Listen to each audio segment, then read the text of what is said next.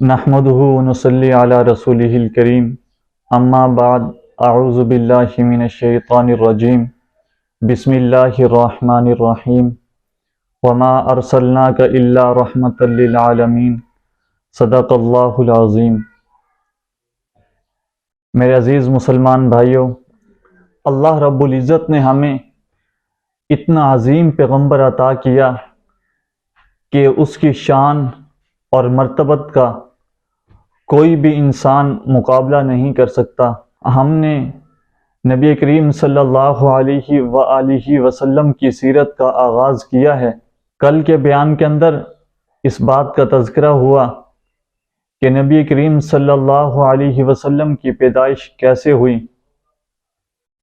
آج اس بات کو بیان کریں گے کہ جب آپ کی پیدائش ہوئی تو پیدائش کے بعد عرب کے اندر یہ رواج تھا کہ جب بچہ پیدا ہو جاتا تو وہ اس بچے کو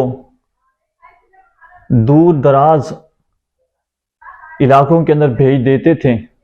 وہاں پر دائیاں ان بچوں کی پرورش کرتی تھیں۔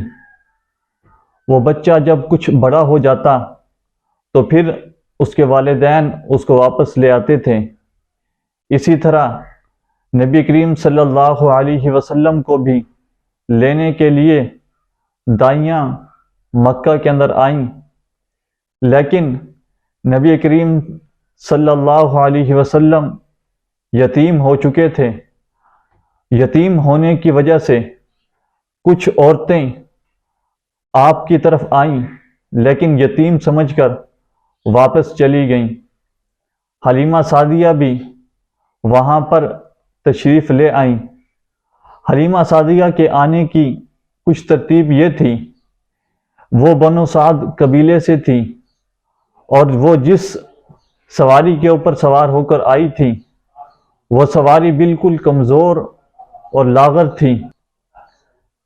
وہ سواری بالکل آہستہ آہستہ چل کر مکہ کے اندر پہنچی اور انہوں نے اور بچوں کو دیکھا لیکن ان کو کوئی بچہ نہ مل سکا۔ آخر وہ آپ کو لینے کے لیے آپ کے گھر تشریف لائیں اور جب آپ کے چہرے انور سے کپڑا ہٹایا تو چہرہ سورج کی طرح چمک رہا تھا، تو انہوں نے کہا کہ ہم یہ بچہ لینے کے لیے تیار ہیں۔ انہوں نے حضرت آمنہ سے بات کی اور نبی کریم صلی اللہ علیہ وسلم کو لے کر اپنی سواری کے قریب آئیں۔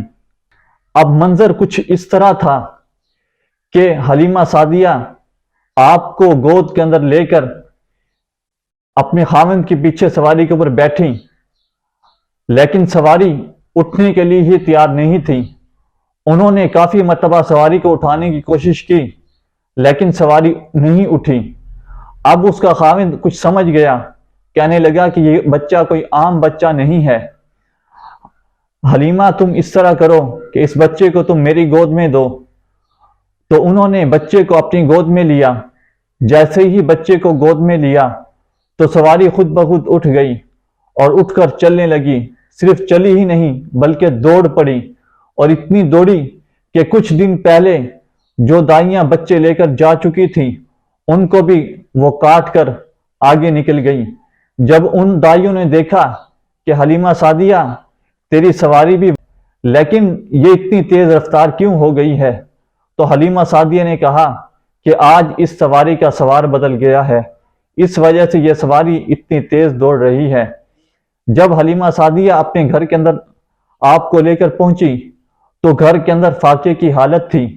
ان کا ایک بیٹا پہلے تھا، اب دودھ نہیں تھا، نہ ہی بکری کا اور نہ ہی کسی اونٹنی کا دودھ تھا۔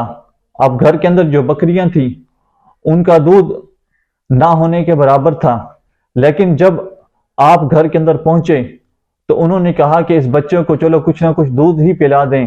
تو انہوں نے بکری کا دودھ نکالنے کے لیے برتن اٹھایا اور دودھ نکالنا شروع کیا۔ جب دودھ نکالنا شروع کیا تو ان کے گھر کے سارے برتن دودھ سے بھر گئے لیکن بکری کا دودھ ختم نہ ہوا۔ یہ حلیمہ سعدیہ کے گھر کے اندر نبی کریم صلی اللہ علیہ وسلم کی پہلی برکت تھی کہ دودھ وافر مقدار میں ان کو مل گیا، اور اس کے بعد آپ صلی اللہ علیہ وسلم حلیمہ سعدیہ کے گھر کے اندر پرورش پانے لگے۔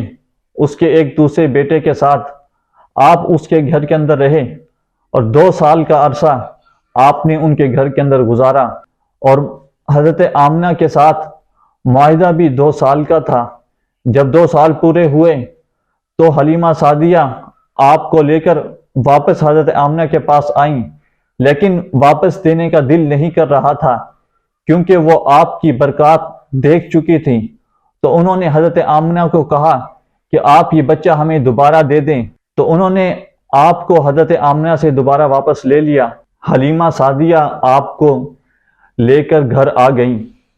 آگے آپ نے مزید 2 سال حضرت حلیمہ کے گھر گزارے، اور آپ کا آگے شک صدر ہوا یہ واقعہ کیسے پیش آیا، اور اس واقعے کے بعد حضرت حلیمہ سعدیہ نے آپ کو حضرت آمنہ کے سپرد کیوں کیا۔ انشاءاللہ اگلے بیان کے اندر اس کی وضاحت آپ کے سامنے پیش کروں گا۔